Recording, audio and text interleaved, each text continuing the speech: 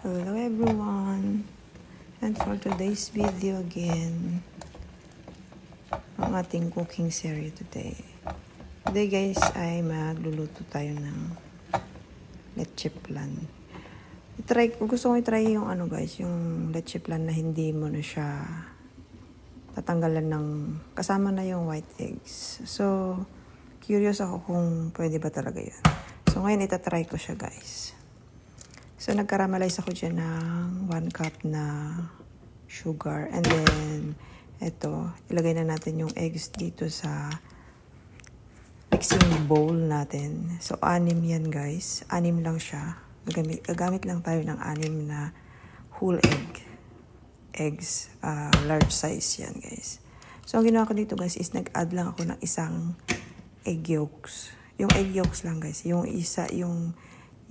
isang itlog, egg yolks lang yung nilagay ko. So, parang naging siya, 7 egg yolks. Yung white ng last na egg, hindi ko na siya isinama. So, bali naging 7 egg yolks yan. So, after nyan, i-combine natin ang ating eggs. I-mix natin siya. Ayan, i-mix natin siya ng very, very light lang. Kasi, para daw hindi masyadong mababol yung gagawin nating leche flan. Huwag daw natin siyang i-over-mix. Hindi ko pa kasi na-try yung ganito guys. Yung kasama yung the whole egg ay i-lulutuin natin para sa leche flan. So, ngayon, gusto ko siyang subukan. So, ayan na guys, at ilagay na natin yung ating ingredients. Isang can ng condensed milk na Alaska yung ginamit ko dyan guys.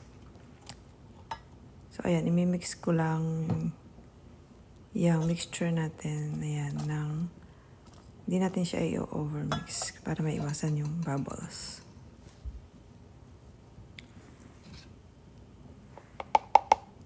So, ayan, in-add ko pala siya guys ng 2 tablespoon ng cornstarch.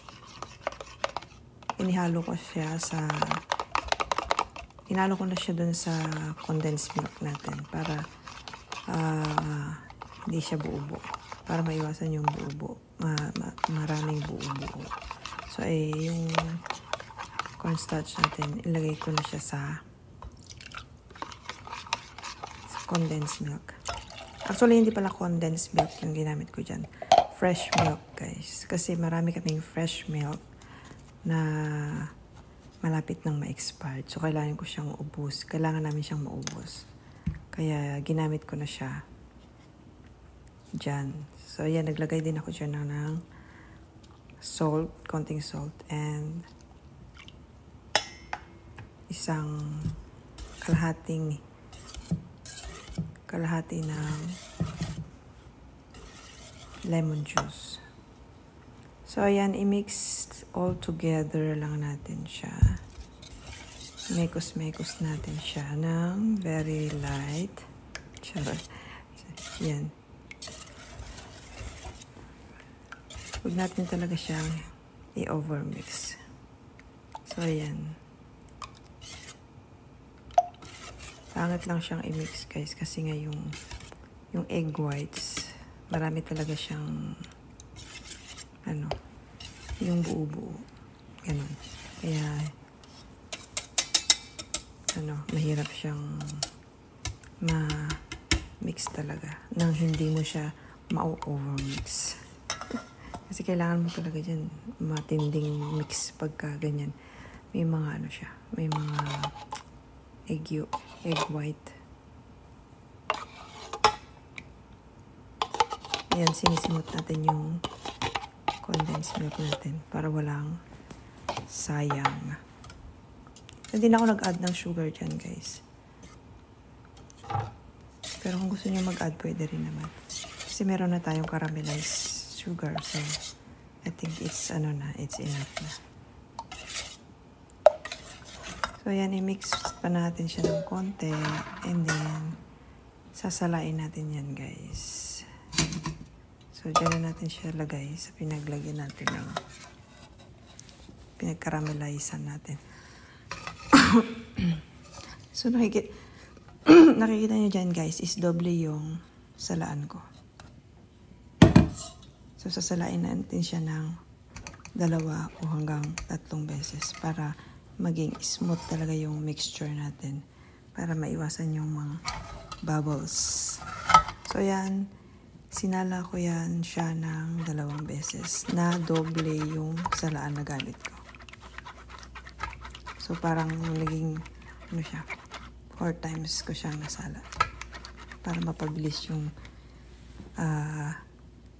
gawain natin. So, doblehin natin yung, dinoble ko na lang yung salaan.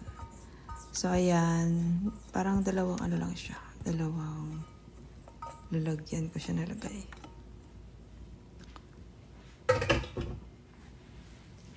And then, inarest ko lang muna yan siya guys ng mga 20 to 25 minutes.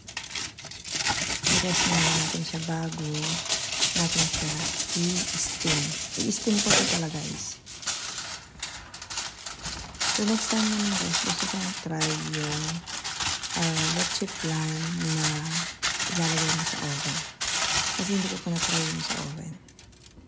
So, ito, i-steam lang natin siya. So, ayan, nagpakulo na ako dyan ng tubig para ma-steam na natin siya. So, pinakulo muna yung tubig, guys. Dapat mainit na yung tubig yung bago nyo ilagay yung mixture natin. So, ayan, after 1 hour ko yan natin siya, guys. Pakulo ko siya hinangan. So, after 1 hour, so, nalito na siya. So, ito yung nasa ibabaw. Mas manipis yung nasa ibabaw, guys. So, ito yung, I think na over ako sa time. Kasi itong nasa ilalim is parang na-dry siya ng konti. So, ayan. Itong nasa ibabaw yung i-try natin. Pero hindi pa ito na-refrigerate, guys. So, ayan na siya. And, okay naman siya, guys. Ang comment ko lang dito is kung ikaw ay nagnegosyo at ito yung gagawin, pwede na siya. Pero kung pang-special, gagawin mo siya pang bisita or pang handaan with the family, hindi ko siya maire-recommend. Pero okay naman ang texture niya, okay yung lasa niya, guys. Pero hindi siya yung hindi ka mapapawaw dun sa ano niya kasi kulang talaga siya sa basta kulang siya. Kasi hindi siya kasi iba kasi yung texture ng purong egg yolks na leche flan. Nandun yung melt in your mouth talaga. Pero ito guys, hindi siya ganun. Walang melt in your mouth talaga siya. Pero lasang leche flan na rin siya talaga. Pwede itong gawin kung pang negosyo nyo siya gagawin kasi medyo, 'di ba, yung sa price ng ating mga ingredients medyo hindi siya ganun kamahal. Kasi ang ginamit mo nga is whole eggs yung ginamit mo. So, makakatipid ka. Ganon. So, kung pang negosyo, okay lang siya, guys. Pero kung pang special occasion, pang special people, hindi ko siya marirecommend.